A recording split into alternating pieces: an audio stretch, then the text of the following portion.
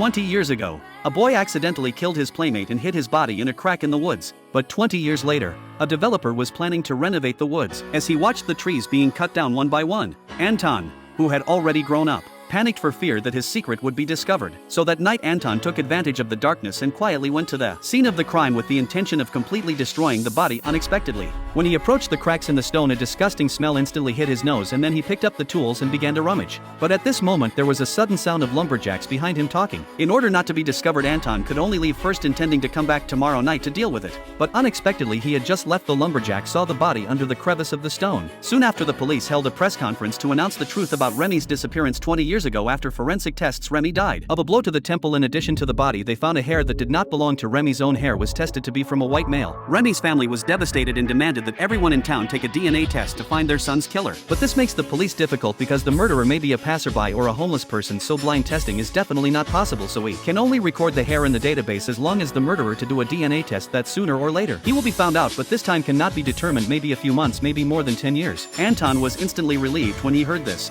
thinking that as long as he didn't go for the test in the future, he would never be found out. But what Anton never dreamed of is that this day his girlfriend suddenly found him and said she was already 3 months pregnant and wanted to marry him immediately. But Anton did not want to admit that the child may not be his. But his girlfriend threatened him that if he did not recognize the child, then he would go to the DNA test to prove that the child is his. When he hears the word DNA, Anton has no choice but to agree to get married. The most ironic part of the movie is that Remy's sister becomes his wife and Remy's parents become his parents. Although Anton escaped the law, he couldn't escape Remy's family, and for the rest of his life he suffered from guilt and fear.